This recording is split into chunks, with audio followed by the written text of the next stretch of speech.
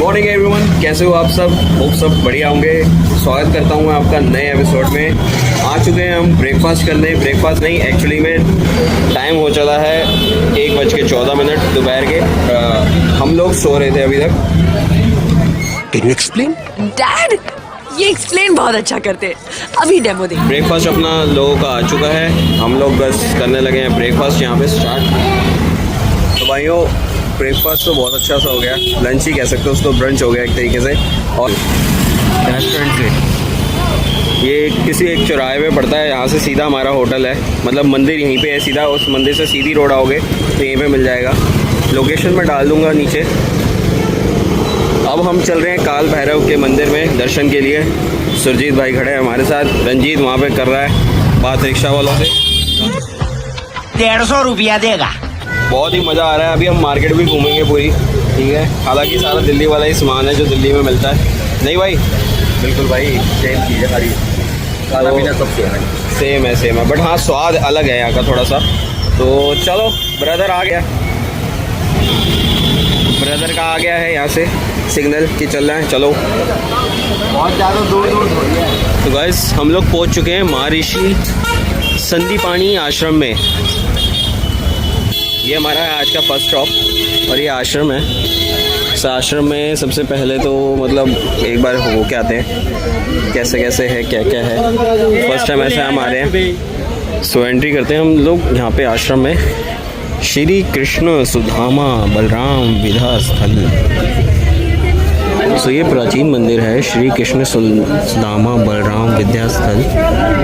ये हिंदी में कुछ लिखा हुआ है। श्री कुंडेश्वर महादेव मंदिर, अति प्राचीन खड़े नंदी की आदित्य प्रतिमा। तो ये है खड़े नंदी, ये देखिए। तो यहाँ पे नंदी जी खड़े हुए हैं। हर जगह हम लोग सिर्फ बैठे हुए देखे, यहाँ पे नंदी जी खड़े हुए दिख रहे हैं हमारे को। सो ये है सरवाग जहाँ पे श्री कृष्ण द्वारा सीखी गई, हिंदी में कुछ लिखा है कलाएँ। तो यहाँ पे कृष्ण जी ने कलाएँ सीखी थी। 64, ये 64 लिखा है क्योंकि मैंने यहाँ पे हिंदी में पढ़ लिया 64। ये देखिए,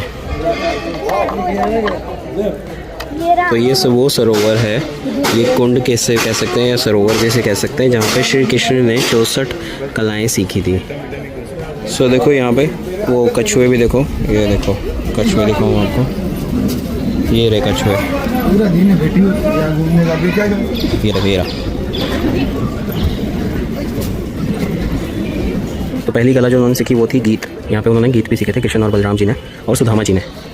और दूसरी कला जो सीखी थी वो थी वाद, जो हम संगीत में आते हैं वो वाद है। तीसरी उन्होंने सीखा था नृत्य, ठीक है।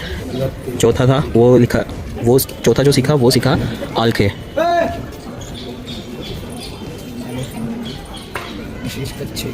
पांचवी विद्या सीखी थी उन्होंने विशेष कच्छे।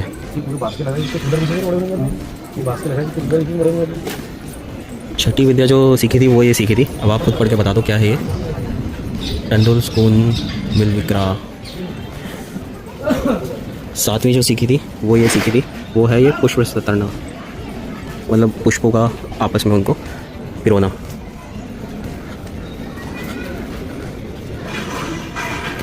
आठवीं विद्या ये थी दशवानासन, मतलब जो इसे हम डाई कहना कहते हैं, डाई करना होता है ना चुनियों को, वो करना, वो सीखा था उन्होंने। यहाँ पे देखिए ये कर रहे हैं, यहाँ पे रंग बनाना और उनको डाई करना। नौवीं उन्होंने सीखी थी मणिभूकंबिका। इसमें मणियों को आपस में पिरोना, मतलब एक उनकी पहचान करके उनको आपस में पिरोते थे। ये कला उन्होंने सीखी थी इस गुरुकुल में। 10वीं थी शयन रचना, मतलब अपना बिस्तर खुद लगाना, जो हम लोग बेड लगाते हैं वो वाला। सो 11वीं कला थी उद्कावाद, जिसे वो मतलब जैसे कहते हैं कि पानी में बैठ के वो क्रीड़ा करते हैं, वो चीज़।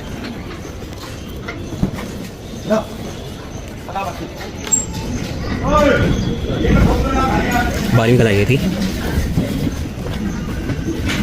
13वीं कला थी चित्र, मतलब चित्र के लिए रंग बनाना। 14वीं कला ये थी कि फूलों को अलग अलग उनको मतलब रंगों में उसके तरीके से बांटना। ये 15वीं कला थी जिसे कहते थे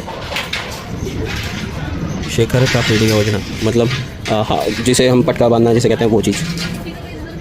ये धोती बांधना, ये एक दूसरे को मतलब जैसे वो कुंडल होते हैं ना कान में, वैसे बनाने का किस तरीके से बनाए जाते हैं। ये था आपका मतलब जिसे कहते हैं कि दवाइयाँ मेडिसिन बनाने का। ये मणि का संजो के रखने का, रंजो उनकी परख जिसे कहते थे। ये 21वीं हो गई आपका मतलब ज्ञान जो उनके पास आता था वो अपना सिखाते थे। हाथ तले मतलब हाथ की तरह से इशारे जो होते थे कि इशारे उसको समझाना। ये उनको खाना बनाने का प्रक्रिया सिखाते थे कि कौन कौन से ये था पान मतलब रसना भोजनालय, मतलब वो आपका भोजन के लिए था कि भोजन कैसे सिखाया जाता है। यहाँ पे पेय पदार्थ कैसे बनाए जाते थे वो सिखाते थे उनको। और ये सिलना सिलाई, ये मिट्टी से मतलब जैसे वो हम बनाते हैं अपना रुई के वो धागे बनाता, जैसे कपास से धागे बनते हैं, वो कैसे सिखाते थे। ये संगीत मतलब बजाना सिखाना। ये पढ़ाई उनकी चलती रहती थी साथ में। ये बांसुरी उनकी प्रतिमाला जो बोलते थे उनको वो सिखाते थे। फिर यहाँ पे उनको कैसे वाचना करनी है वो सिखाते थे। ये उनको पढ़ना सिखाते थे कि जैसे कैसे ताड़ पत्रों को पढ़ना सिखाते हैं। धनुष पे कमान चलाना सिखाते थे। चटाई से अपना मतलब आश्रम की छत कैसे बनानी है वो सिखाते थे। उसके बाद ये पत्थरों पे कढ़ाई कैसे करते थे, जैसे पत्थर होते थे ना जिससे वो कैसे करते थे। ये सिखाते थे कि बेड कैसे बनाना, अपना बिस्तर लकड़ी का सारा काम सिखाते थे। फिर यहाँ पे अपना कुटिया कैसे बनानी है वो सिखाते थे। ये धातु कैसे बनाते थे, मतलब लोहे की धातुओं को पिघला के कैसे उनको शेप देना है। हीरा कैसे खोजते थे कोयले की खानों में वो भी सिखाते थे। गुरु की वो कैसे करते थे, मतलब सेवा कैसे करते थे, वाचन कैसे करते थे। उसके बाद उनकी शिक्षा देते थे वो। देश भाषा विज्ञान मतलब कैसे दूसरे देशों की भाषा, दूसरे राज्यों की भाषा सिखाए जाते थे। कैसे पुष्पों को सजाते थे वो सिखाया था। पुष्प कला जैसे कहते हैं कि कौन सी कला होती थी पुष्पों की, कौन सा पुष्प कहाँ पे सही रहेगा। उसके बाद ये फिर निमित्त ज्ञान मतलब अलग अलग जैसे गुरुदेव होते थे उनका ज्ञान भी लेने की शिक्षा होती थी। बोट कैसे बनाते थे। उसके बाद ताड़पत्रों पे सिखाया जाता था जो उनके अलग अलग होते थे। वेद कैसे सब पढ़ते थे वो सिखाया जा रहा है। उसके बाद वो अपने क्वेश्चन आंसर्स पूछते थे, जैसे जिसे हम परीक्षा कहते हैं आज के टाइम पे।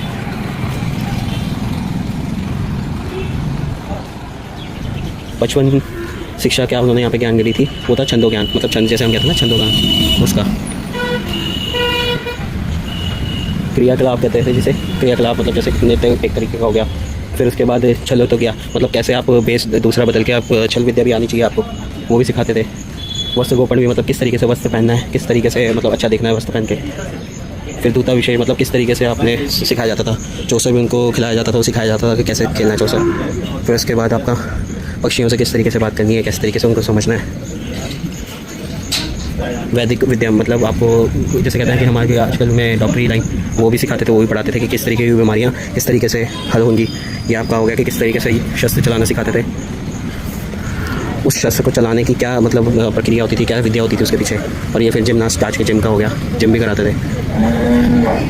ये 64 थी लास्ट, ठीक है। और ये उनके बाद किस तरीके से विद्या उनके कहाँ कहाँ काम आई, ये पूरी महाभारत उन्होंने यहाँ पे बताई गई है। ये जो पूरा आपका दिखाया है अर्जुन का गीता का जो पाठ होता है, ये सारा वो समझाया गया है इस वाली में। किस तरीके से उन्होंने ज्ञान प्राप्त किया, किस तरीके से उसको यूज़ किया वो चीज़। ये पूरी लाइन में पूरा आपका। फिर उसके बाद ये आ जाता है जब कृष्ण जी ने पूरा कृष्ण जी ने जब आपका कौन से चारों वेद हैं, यजुर्वेद है, किस तरीके से उसकी पढ़ाई करी, किस तरीके से उन्होंने उसका ज्ञान दूसरों के लोगों में बांटा, गीता में दिया। और सारे जितने भी वेद हैं उनके अकॉर्डिंगली ही ये सारा का सारा लाइन्स हैं। ये उनके सारे जितने भी उन्होंने अवतार लिए उस अवतार में किस किस तरीके से उन्होंने ज्ञान दिया है, लोगों में बांटा है, वो सब समझाया गया इधर इन आकृतियों के द्वारा।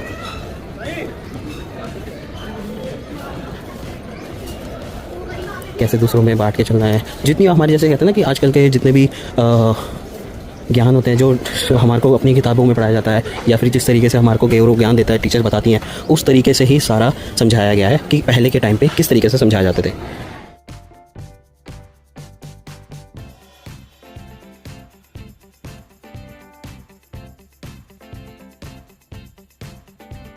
तो इस आश्रम की तो वीडियो मैं यहीं करता हूँ समाप्त। आगे चलते हैं, आगे चल के हम लोग दूसरे किसी उसमें जाएंगे जगह पे मंदिर में, और वहाँ की आपको वीडियो दिखाता हूँ। चलते हैं रिक्शा में वापस। सो गाइस वापस आ चुके हैं हम रिक्शा में, ठीक है। और अब हम लोग जा रहे हैं मंगलनाथ मंदिर, है ना, मंगलनाथ मंदिर। सो गाइस ये है मंगलनाथ मंदिर। कहा जाता है कि ये बिल्कुल पृथ्वी के सेंटर में है, जैसे नाभि भी बोलते हैं ना, तो ये पूरे पृथ्वी का सेंटर है। और कर्क रेखा जो होती है आप लोग अगर सामाजिक विज्ञान आप लोगों ने पढ़ा होगा, सोशल स्टडीज़ जिसे कहते हैं, तो एक कर्क लाइन होती है, ठीक है। उस कर्क लाइन के बिल्कुल ऊपर है ये, यहीं पे ये मतलब सेंटर ऑफ द अर्थ है। यहाँ पे शिवजी जी का जैसे वाहन होता है वो होते हैं नंदी महाराज, नंदी बैल। तो यहाँ पे जो इस मंदिर में है वो है एक भेड़ जो उनका वाहन है। और कहते हैं कि यहाँ पे जब शिवजी जी होते हैं ना, शिवजी जी का जो पसीना होता है, जब पसीना निकल रहा था तो वो यहाँ पे गिरा था, तो उससे प्रकट हुआ था यहाँ पे स्वरूप, तो शिव स्वरूप उनको बोलते हैं। चलते हैं अंदर की तरफ, मंदिर की तरफ, और आपको दिखाते हैं।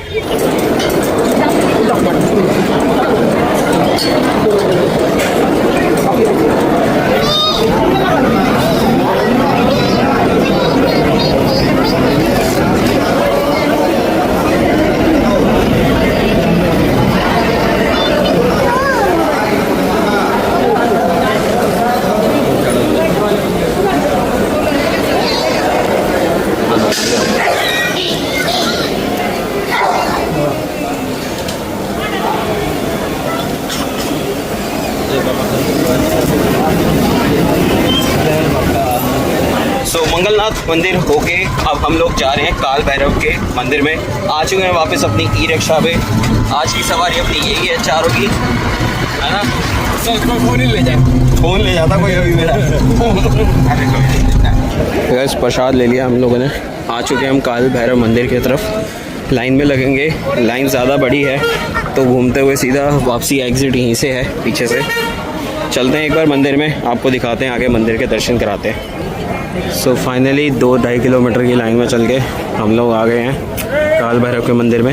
हालांकि लाइन में कोई जनता नहीं थी, बट इस तरीके से बैरिकेटिंग कर रखी है और लूप्स ही लूप्स हैं, आगे पीछे आगे पीछे आगे पीछे।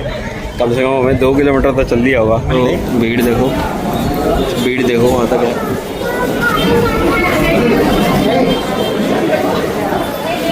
तो गाइज़ अपने दर्शन तो बहुत अच्छे से हो गए हैं। अंदर फ़ोन अलाउड नहीं था तो थोड़ा सा हो गया, बट काफ़ी अच्छे से हो गए दर्शन। अब हम लोग वापस जा रहे हैं अपनी ई रिक्शा में, जो कि आज की हमारी राइड है, और चलेंगे वहीं पे अगले किसी मंदिर में। अभी आपको रिक्शा में पहुंच के बताता हूँ कि भाई साहब कहाँ लेके जा रहे हैं हमको नेक्स्ट मंदिर में।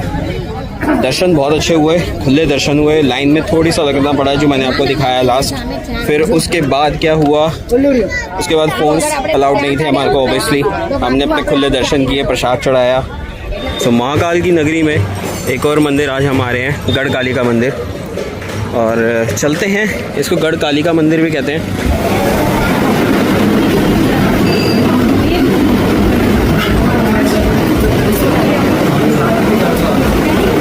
सो गाइस वहाँ पर है गढ़ काली मंदिर और यहीं पे है श्री स्थिरमन गणेश मंदिर।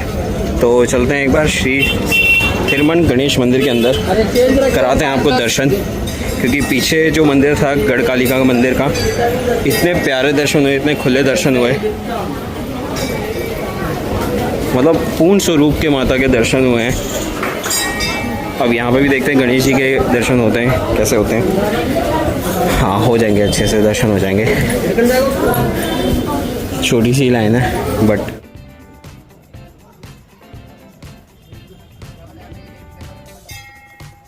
हम वहीं पे आगे जहाँ से चले थे अपनी मार्केट, यहाँ से सामने अपना होटल है आगे जाके। 5 मंदिरों के बहुत अच्छे दर्शन हो गए एक्चुअली, जिसमें से 4 मंदिर थे और एक थी धर्मशाला जहाँ पे गुरुकुल जिसे कहते हैं। और बहुत अच्छा रहा हमारा आज का ट्रिप। अब हम लोग वापस अपने हॉस्टल जाएंगे। रिक्शा वाले को उसकी अपनी दे दी,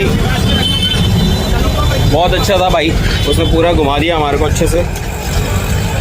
अब हम इस भीड़ भड़ा के इलाके से दूर शांत अपने होटल के कमरे में जाएंगे, थोड़ी देर रेस्ट करेंगे और फिर करेंगे शाम की आरती का मज़ा लेंगे। और देखते हैं अभी शायद से रामघाट की तरफ भी चले रहा शाम को। तो बने रहिए वीडियो में और दिखाता रहूँगा मैं आगे आपको सब कुछ। तो बारी आ चुकी है अब किस चीज़ की, लेमन सोडा की। अब हम दोबारा से लेमन सोडा पियेंगे, ऑरेंज वाला पियेंगे, ट्राई करेंगे। ये तो हम पीते रहते हैं। बर्फ़ बोल दिया भाई को कम डालने के लिए। भाई साहब ये नहीं सुधरने वाले ये लोग सारे के सारे। फिर ले आए यार कुल्फ़ी और फलूदा के पास हो यार, कह रहे अब फलूदा कुल्फ़ी खानी है। और भाई के पास देखो कितना असला रखा हुआ है, वो भाई साहब।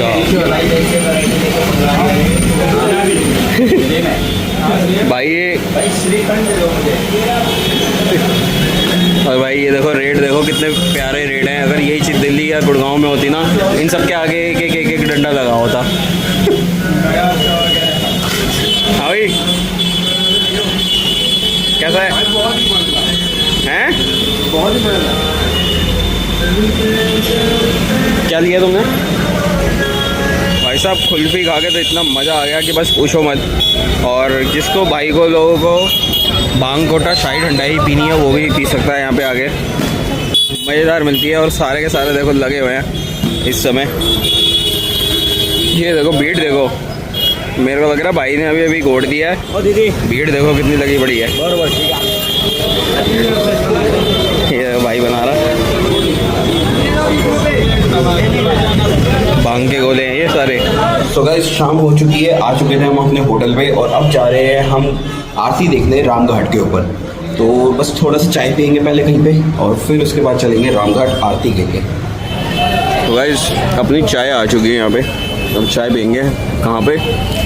ये वाले की चाय पी के देखेंगे कि कैसी है। दादियों कब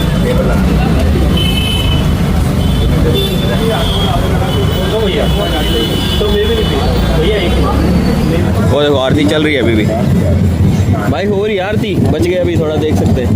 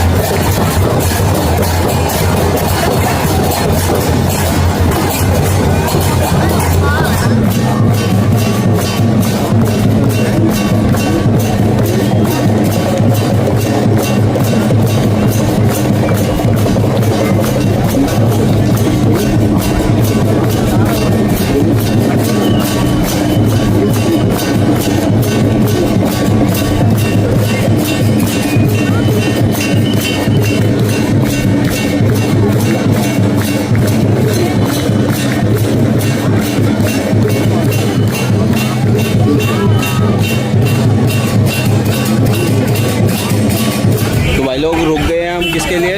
चाट के लिए। खाएंगे टिक्की पेड़ीज और यहाँ पे बोलते हैं इसको पानी पतासी गोलगप्पों को। और ये देखो ये दोनों भाई लग गए हैं, दोनों के दोनों। इसने ये वाले ऑटो को हथिया लिया है, इन दोनों भाइयों ने ये वाले ऑटो को हथिया लिया है। भाई से पूछा बैठने की कोई जगह बता दो, है भाई? भाई ने बोला ऑटो आप ही के हैं, बैठ जाओ सारे। तो एंजॉय करते हैं अपने किसको? पानी पतासी को। वाह यार बड़े अच्छे एंटरटेनिंग लग रहे हैं यार लोग। आते एंजॉय करते हैं। हर हर महादेव दोस्तों, अब जा रहे हैं हम दोबारा से रात की श्रृंगार आरती के लिए। तो टाइम हो चला है 9:30। बस लाइन में लगते हैं यहाँ पे। फ़ोन अलाउड नहीं है अंदर। कल हम ले गए थे उनसे रिक्वेस्ट करके, तो उन्होंने ले जाने दिया, बट आज हम लोग खुद से ही नहीं लेके जा रहे हैं, बस हम पहुँच रहे हैं। तो फ़ोन अभी यहीं रख रहे हैं हम लोग अपना, और आरती का आज पूरा आनंद लेंगे खुद से। वापसी में आते हुए कुछ खाएंगे तो फिर अपना फ़ोन वापस दोबारा से व्लॉगिंग स्टार्ट कर देंगे। तो मिलते हैं अब आपको आरती के बाद। तो हर हर महादेव गाइस, वेलकम बैक। तो ये जो 1-2 फ़ोटो आपने देखी है, ये है केशव के फ़ोन से, वो छुपा के ले गया था। और बहुत अच्छी हुई है दर्शन, बहुत अच्छी आरती हुई, बहुत ही ज़्यादा मज़ा आया। आज उनका गणेश स्वरूप था जो भी आपने देखा फ़ोटो में, तो अलग ही मज़ा आया। अब चल रहे हैं अपने होटल की तरफ। और भाई साहब अभी हमारा तो कोई मन नहीं है, ना मेरा, ना सुरजीत का, ना रंजीत का, बट ये भाई साहब केशव जी हैं, इनका मन टटोलना पड़ेगा कि इनको भूख लगी कि नहीं लगी और इन्होंने रात का डिनर करना है कि नहीं करना। तो हमारा लोगों का तो कोई मन नहीं है, हम तो सीधा जा रहे हैं। ये हमने गाड़ी में से उठा लिए थे चिप्स के पैकेट अपने, और कोल्ड ड्रिंक उठा ली थी। हमने सोचा था यही खाते खाते बात करते करते सो जाएंगे, सुबह फिर निकलेंगे जल्दी। तो आई थिंक इस वीडियो को करते हैं यहीं पे समाप्त। और अच्छा लगा हो वीडियो और अच्छी लगी हो पूरी आज की जर्नी हमारी, आज का हमारा डे, तो ज़रूर लाइक करना, शेयर करना, सब्सक्राइब करना। मिलते हैं ऐसे ही आपको नेक्स्ट 3rd एपिसोड में, वापसी दिल्ली गुड़गांव जाते हुए तक की। बने रहिए वीडियो में, बने रहिए सीरीज़ के साथ। तो एक बार जयकारा लगा दो सारे कमेंट में, हर हर महादेव।